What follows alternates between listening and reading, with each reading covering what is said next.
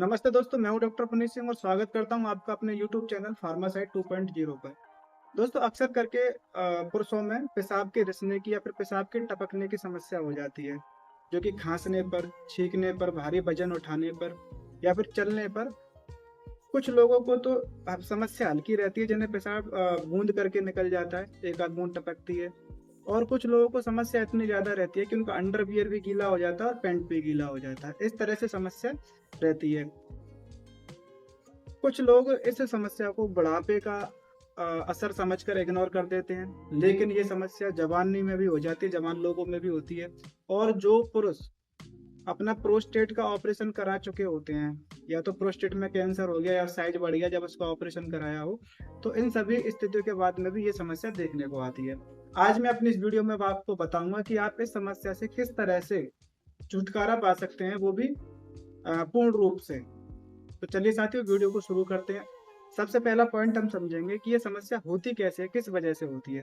तो दोस्तों, हमारे पेशाब को कंट्रोल करने के लिए एक वाल्व रहता है मूत्र संस्थान में, पेशाब की नली के पास में ही। जब ये वाल्व कमजोर हो जाता है, जैसे कि बुढ़ापे में या फिर मांसपेशियों में कमजोरी आने की वजह से, मूत्र संस्थान की, या फिर प्रोस्टेट के ऑपरेशन के बाद में दबाव वगैरह पड़ने की वजह से, ये जो वाल्व रहता है ये अपना काम करना कम कर देता है, जिसकी वजह से पेशाब बूंद बूंद करके अपने आप निकल जाता है। और जब ये वाल्व पूरी तरह से काम करना बंद कर देता है, तो पेशाब इतना ज़्यादा निकलने लगता है कि पैंट भी गीला हो जाता है, जिससे भारी शर्मिंदगी व्यक्ति को उठानी पड़ती है।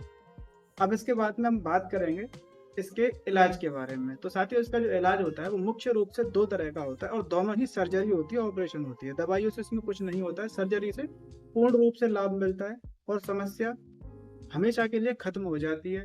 और इसका 1% भी साइड इफेक्ट नहीं रहता है ऑपरेशन का, बड़ा ही नो साइड इफेक्ट वाला ऑपरेशन होते हैं। तो ये 2 तरह से होता है। पहला होता है मेल सिलिंग सर्जरी। ये जो सर्जरी होती है ये उन लोगों में होती है जिनको थोड़ी सी शिकायत है, पेशाब 1-2 बूंद करके निकल जाता है, तो ऐसे लोगों में इस सर्जरी को अप्लाई किया जाता है।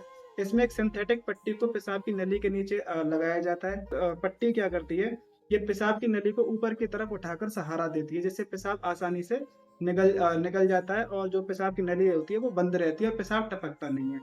ये भीतर ही रहती है, बाहर से दिखाई नहीं देती है। ये ऐसे केसेस में इस ऑपरेशन को अप्लाई किया जाता है।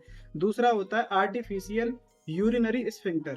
इसको आप हिंदी में कृत्रिम मूत्र दबाने वाला यंत्र भी कह सकते हैं। जब हमारा नेचुरल प्रकृति की तरफ से दिया गया वाल्व खराब हो जाता है, तब इस कृत्रिम वाल्व को डालते हैं। ये उन लोगों में डाला जाता है जिनमें पेशाब नेक भी कंट्रोल नहीं होता है, पैंट भी गीला हो जाता है बहुत ही ज़्यादा। ऐसे लोगों में इसको अप्लाई किया जाता है। इसके 3 हिस्से होते हैं। पहला होता है कफ, जो कि पेशाब की नली के चारों तरफ लिपटा रहता है। दूसरा होता है पंप, जो कि अंडकोश में फिट किया जाता है। और तीसरा होता है बैलून, जो कि आपके पेट के नीचे अ, फिट किया जाता है। ये 3 तरह के इसके जो है हिस्से होते हैं। अब बात करते हैं कि ये काम कैसे करता है। जैसे कि आपको जब पेशाब लगता है, तो आप अपने अंडकोश में स्थित इस पंप को दबाते हैं, जिससे पेशाब आसानी से निकल जाता है, कफ खुल जाता है, और फिर पेशाब करने के बाद में ऑटोमेटिकली वो कफ बंद हो जाता है। तो इस तरह से ये यंत्र काम करता है। ये जो स्फिंक्टर होता है आर्टिफिशियल, ये इस तरह से काम करता है। ये दोनों ही सर्जरी जब आप अपनी परेशानी अपने डॉक्टर को बताते हैं, तो वो अपने आपकी परेशानी के हिसाब से डिसाइड करके इस सर्जरी को आपके ऊपर अप्लाई करते हैं। इस ऑपरेशन को कराने के लिए आप यूरोलॉजिस्ट, जो मूत्र रोग विशेषज्ञ होते हैं, उनके पास में जाकर आपको अपनी तकलीफ बतानी चाहिए। वो डिसाइड करते हैं कि आपको किस तरह के ऑपरेशन की ज़रूरत है। अब साथियों, बात करते हैं इसकी रिकवरी के बारे में और सावधानियों के बारे में। जब आप ऑपरेशन कराने के बाद में इसकी रिकवरी किस तरह से होती है।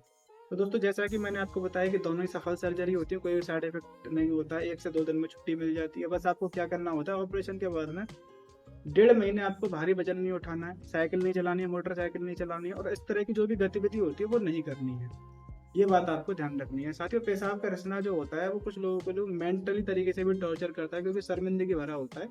इसलिए आपको अपने यूरोलॉजिस्ट के पास में इस तरह की तकलीफ के लिए तुरंत जाकर इस तरह की आप सर्जरी करा सकते हैं, और इस परेशानी को हमेशा के लिए खत्म कर सकते हैं। सही जो जानकारी होती है साथियों, वही सही बचाव होता है। उम्मीद करूंगा आपको मेरी वीडियो समझ में आई होगी, अच्छी लगी होगी। धन्यवाद।